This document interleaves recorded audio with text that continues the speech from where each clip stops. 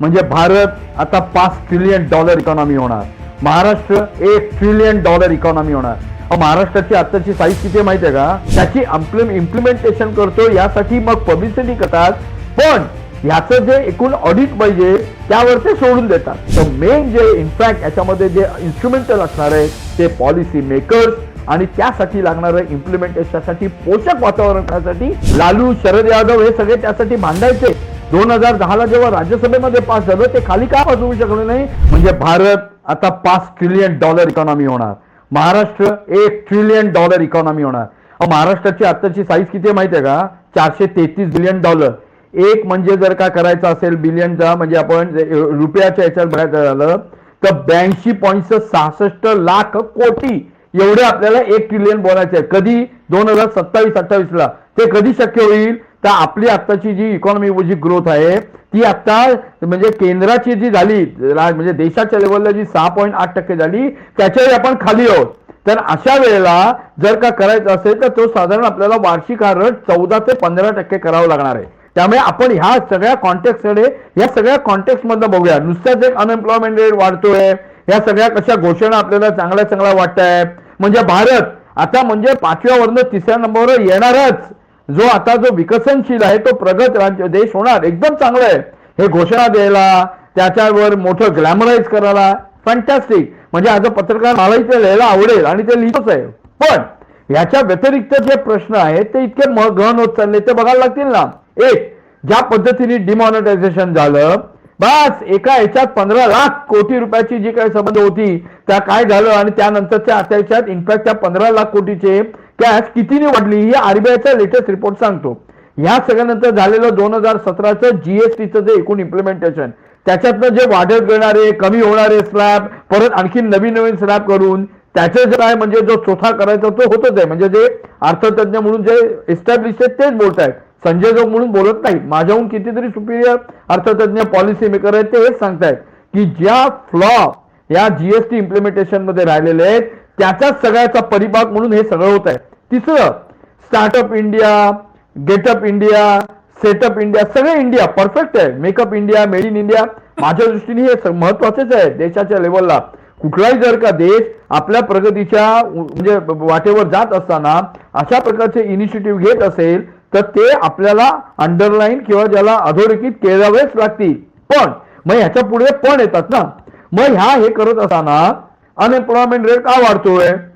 म्हणजे माझ्याकडे नुसतंच अजिम प्रेमजीचा स्टॅटिस्टिकल रिपोर्ट नाही, मी दर महिन्याचा CMI centre for monitoring Indian economy याचे जे रिपोर्ट असतात त्याला किती रिडिक्यूल करून देत जे कोण पॉलिसीमध्ये मेकरमध्ये असतात किंवा मग जे गव्हर्नमेंट जे रुलिंग पार्टी, आज बीजेपी आहे उद्या काँग्रेस आली तरी तेच करेल. अशा वेळेला त्यांनी जे सगळे जे रिपोर्ट आहे ते अत्यंत भयानक चित्र दाखवतात. म्हणजे आत्ताचा 2023चा जुलैचा ज्याला म्हणतात जॉबलेस रेट नेट हा जो संबंध भारताचा आहे तो 7.95% आहे आणि त्याच्यात आपण महाराष्ट्राचं बघायला गेला तर तो साधारण 3.1% येतो. मी आता नुसता स्टॅटिस्टिक्स मध्ये जाणार नाही, 3-4 पॉईंट इथे मुद्दा म्हणून मांडतो. जसं जंगलांनी सांगितलं त्यानुसार याच्यामध्ये जसं पॉलिसी आणि मग त्यामध्ये असलेले गुंतलेले म्हणजे कसं आहे ना, राजकीय नेते हे एस्टॅब्लिश होत असताना भरपूर योजनांचं एक स्वप्न दाखवतात, त्याची इम्प्लिमेंटेशन करतो यासाठी मग पब्लिसिटी करतात, पण ह्याचं जे एकूण ऑडिट पाहिजे त्यावर ते सोडून देतात. त्याचाच एक परिपाक म्हणून डिमॉनिटायझेशनच्या झाल्यानंतर असलेला फ्लॉ जीएसटी आणि मग इंटरनल आणि एक्सटर्नल फॅक्टर मध्ये झालेले पर्यावसन म्हणजे मग पोस्ट पेंडेमिक ह्याचा सर्वाचा जो एकूण जो परिणाम आहे ना तो आताच्या देशाच्या प्रगतीवर होतोय. म्हणजे एका बाजूला आपण $5 ट्रिलियन म्हणजे पी चिदंबरम म्हणतातच ना, ती होणारच आहे. म्हणजे जसं भारताची आत्ताची असणारी 3.5 ट्रिलियन इकॉनॉमी किंवा $3 ट्रिलियन इकॉनॉमी $5 ट्रिलियन होणारच आहे. त्याचा मोठा गवगवा करण्यापेक्षा ती कशी होणार, त्यासाठी आपण काय काय पॉलिसी डिसिजन घेणार, त्यासाठी असणारे मग जे इन्फ्रास्ट्रक्चर प्रोजेक्ट्सला गती काय देणार. आणि हे करत असताना मग आता महत्वाचं कुठलं आहे म्हणजे मी ह्या इथं बोलतोच आहे मुद्दा म्हणून, ऍग्रिकल्चर हा पहिल्यापासून आपला बॅकबोन होता, त्याचा शेअर कमी होत चाललेला आहे. दुसरा महत्वाचा मॅन्युफॅक्चरिंग. आत्ताचा जो पीएमआय इंडेक्स चाललेला आहे त्यामध्ये मॅन्युफॅक्चरिंग आपलं घटत चाललंय, हे तर तरी कॉज ऑफ कन्सर्न आहे. पण आणखीन एक ज्याला इंग्लिशमध्ये म्हणतात सिल्वर लाईनिंग, देशाच्या लेवलला आणि इंटरनॅशनल जे म्हणजे IMF असेल, वर्ल्ड बँक असेल किंवा जागतिक लेवलचे इकॉनॉमिस्ट इंडियाकडे बघतायत. कारण इंडियाकडे असणारं जॉब पोटेन्शियल तर महत्वाचं आहे, इथला असणारा लेबर फोर्स हा महत्वाचा आहे, पण आपण ही मार्केट आहोत. त्यामुळे आताला सर्व्हिसेस सेक्टरमध्ये जवळपास 59% एवढ्या आपला आता जीडीपीचा वाटा होतोय, अत्यंत महत्वाचा आहे. पण तो किती केंद्रित आहे, तर तो काही ठराविक लोकांनाच फायदेशीर ठरतोय. त्यामुळे सर्वंकष जॉबच्या क्रिएशन मध्ये ह्या तिन्ही सेक्टरचं पार्टिसिपेशन आणखीन कन्सॉलिडेट करायचं असेल तर एक देशाच्या लेवलला आपल्या ह्या दृष्टीने पोषक अशा पॉलिसी कराव्या लागतील. मग याचा प्रश्न विचारायला लागेल ना की 2022 पर्यंत आपण शेतीतलं जे शेतकऱ्यांचं उत्पन्न ते डबल करणार होतो, काय झालं त्याचं? आपण 14% वाढ त्याला पाहिजे होती, झाली का हो? झाली नाही. म्हणजे पोस्ट पॅन्डेमिक आपली रेट 3.4% वरनं करत करत आपणही बिलो 7%च आहोत आणि अजूनही ती ट्रॅजेक्टरी 7% प्लस ही मिळेल की नाही याबद्दल अजूनही शंका आहे. त्यामुळे एक अशा पद्धतीने ऍग्रिकल्चर, मॅन्युफॅक्चरिंग, सर्व्हिसेस या तिघांमध्ये असणारं पोटेन्शियल एक्सप्लॉइट करण्यासाठी राज्य सरकार असेल, केंद्र सरकार असेल, मध्ये पॉलिटिकल बॉसेस असतील, यासाठी काय पॉलिसी घेतात त्याचं इम्प्लिमेंटेशन. म्हणजे मला अजूनही वाटत आहे अरुण जेटली असतील किंवा जयराम रमेश असतील, हे नेहमी सांगायचे की कुठलाही डिसिजन घेतला तर तो डिसिजन हा पेपरवर न राहता त्याचं गमक जर सक्सेस कशावर असेल तर ओनली 3 याच्यामध्ये इम्प्लिमेंटेशन इम्प्लिमेंटेशन इम्प्लिमेंटेशन. त्यामुळे एक तो. दुसरा, हे सर्व करत असताना महत्वाचं काय आहे, अजिम प्रेमजी फाउंडेशनच्या याच्यामधला रिपोर्ट असेल किंवा CMIचा रिपोर्ट असेल, एक इंटरेस्टिंग बाब याच्यात दिसून येते की मेल याच्यामधला अनएम्प्लॉयमेंट रेट आहे तो वाढतोय, पण फिमेल रेट जो आहे तो सॅच्युरेट होतोय, काही दिशेने तो एलिव्हेट होतोय. म्हणजे मी काय असं म्हणणार नाही की तो स्किल याच्यामध्येच आहे, अनस्किल मध्ये वाढतोय किंवा बेसिकली ऍग्री रिलेटेड बिझनेस मध्ये तो वाढतोय. माझ्या दृष्टीने अत्यंत महत्वाचं आहे. तिसरं इंटरेस्टिंग आहे, दोन्ही मला रिपोर्ट मध्ये वाटत आहे की हे सर्व करत असताना अजूनही आपल्याला जो धोका आहे तो हाच की सेल्फ एम्प्लॉईड म्हणजे जे मोठे मोठे नेते आत्ताच्या पक्षातले जे आता सरकारमध्ये ते काय सांगतात, नाही नाही अजूनही म्हणजे त्याला इंग्लिशमध्ये इकॉनॉमिक पार्लन्स मध्ये बघायचं झालं तर it's is nothing but un undisguise unemployment in disguise असं जी आहे ती वाढतेच आहे ना. पण तेच बरोबर त्यांचं म्हणणं काय आहे की सेल्फ एम्प्लॉईड झाले की DBT आणि अशा या सगळ्या याच्यामुळे म्हणजे आपला परत इकॉनॉमी वाढते. पर्यायी हे जे संबंध जे निर्णय डेव्हलपमेंटच्या विकासात केंद्रित घेतोय त्याचं खालपर्यंत जात आहेत पेनिट्रेट. त्यामुळे तुम्ही असं नुसतं धरू नका, म्हणजे वडापाव विकणारा सुद्धा हा एम्प्लॉईडच आहे, तो पैसे कमवतोय असं जे वक्तव्य केलं जात आहे किंवा आर्ग्युमेंट केलं जात आहे ते मला असं वाटतं नुसतं पोषक नाही, तर त्याला कुठे बेस मला दिसत नाही.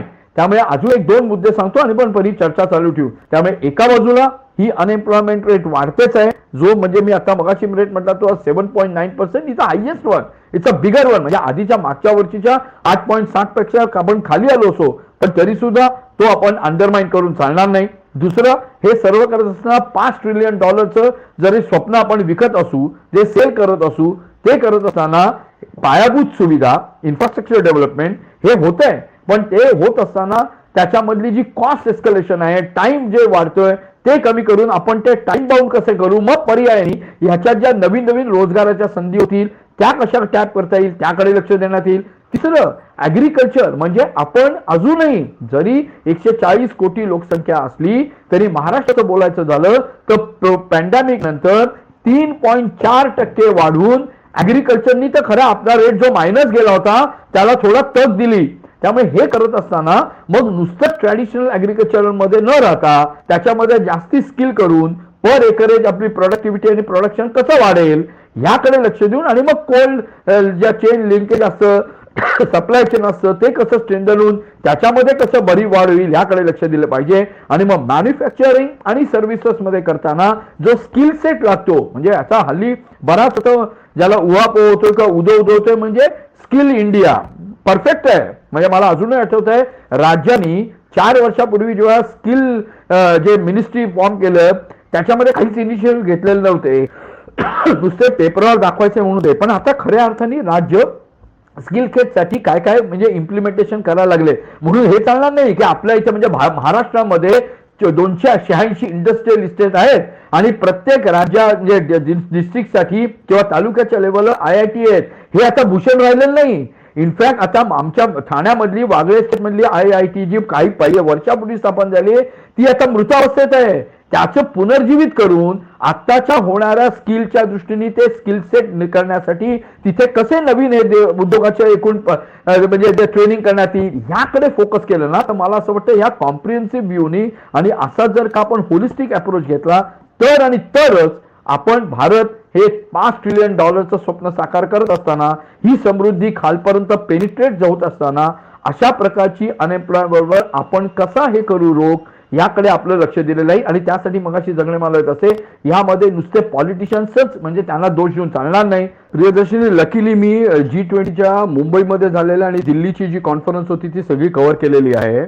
इंटरेस्टिंगली जो न्यू दिल्ली चॅप्टर किंवा डिक्लेरेशन म्हणून झाला त्याच्यात वन ऑफ दी जो ज्याला म्हणजे 83 त्यांनी एकूण टोटल पॉइंट्स घेतले होते त्याच्यातला वन ऑफ दी मेजर होता जो हायलाइटेड होता तो जेंडर इक्वालिटी.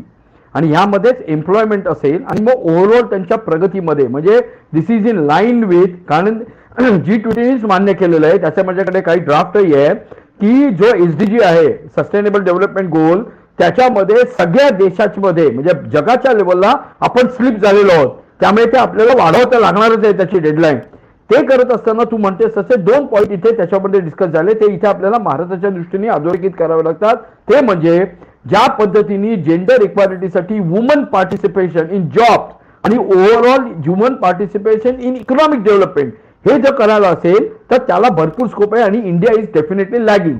तर त्यासाठी काय करायला पाहिजे तर एक हे म्हणजे जर करताना म्हणजे जसं मगाशी म्हटलं तसं की डायरेक्ट जॉब्स, इनडायरेक्ट जॉब वुमनचं असणारं जे मी मगाचंही सांगतोय जे CMI रिपोर्टही सांगतोय आणि आझिम प्रेमजी युनिव्हर्सिटी रिपोर्टही सांगतोय की एकूण जे डायरेक्ट एम्प्लॉयमेंटच्या संदर्भात जर बघायला गेलं तर वुमनचं जे participation in this job is in fact increasing महिलांच्या म्हणजे पुरुषांच्या पेक्षा पॉझिटिव्ह आहे. म्हणजे ते काय झालं काय इक्वालिटीच्या दृष्टीने अजिबात नाही. त्याकरता महत्वाचं म्हणजे अजूनही मी परत सांगतोय ऍग्रिकल्चर पेक्षा मॅन्युफॅक्चरिंग, MSME आणि सर्व्हिसेस मध्ये वुमनचा जो पार्टिसिपेशन आहे तो जो वाढवायला भरपूर स्कोप आहे. मी एक उदाहरण देईन इथे MSME ज्याच्याबद्दल आपले प्राईम मिनिस्टर असतील किंवा मग नारायण राणे ही हॅपन्स टू बी महाराष्ट्रातले नेते झालेले आहेत आणि ते आता मिनिस्टर आहेत केंद्रामध्ये. ते वारंवार एक डंका काय पिटतायत की 2014 नंतर आम्ही MSME सेक्टरच्या एकूण ग्रोथसाठी भरपूर पोषक पॉलिसी घेतल्या. नो डाऊट म्हणजे भारतामध्ये GDPच्या मध्ये MSMEचं जे पार्टिसिपेशन आहे ते 30.5% जे होतं प्री पेंडेमिक लेवल ते काही अंशी झालं होतं 28.5, 29 आणि आपण आता त्या लेवलला आहोत. एक्सपोर्ट मध्ये नो डाऊट त्याचं पार्टिसिपेशन वाढत आहे. आता जे जॉब आहेत आता जे लेटेस्ट फिगर आहेत त्यानुसार 12.37 लाख जॉब हे ऍडिशनली आता MSME वाढले. पण त्याच्यातलं वुमन पर्सेंटेज वाढलं का? अजिबात नाही. ते मिनिस्क्यूल आहे. त्यामुळे एक या संबंध क्षेत्राची जेव्हा आपण या तिन्ही जे मेन सेक्टरकडे ज्या बघतोय जे कॉन्ट्रीब्यूट करतात substantially to the economic growth त्याच्यामध्ये वुमन पार्टिसिपेशन कसं वाढेल तर एक त्यांची स्किल सेट वाढवणं, दुसरं त्यांच्या ऑपॉर्च्युनिटी मध्ये कुठल्याही प्रकारचे गदा न आणून देणं आणि तिसरं हे करत असताना पॉलिसीची जे इम्प्लिमेंटेशन आहे ते काटेकोरपणाने करणं याकडे लक्ष द्यावे लागेल. आता साधं उदाहरण घे ना प्रियदर्शनी, वुमन बिल पास झालं मोठ्या तावातावानी त्याचा एकदम पब्लिसिटी जोश झाला म्हणजे सगळ्यांचे सत्कार झाले वगैरे वगैरे वगैरे. पण ते करत असताना आता जी नवीन जी ऍक्सेप्ट केलेली आहे की कोटा विदिन कोटा ओबीसी मधल्या याच्यामध्ये कोटा मध्ये सुद्धा महिलांना कोटा देणं. इनफॅक्ट समाजवादी पार्टीची पहिल्यापासून डिमांड होती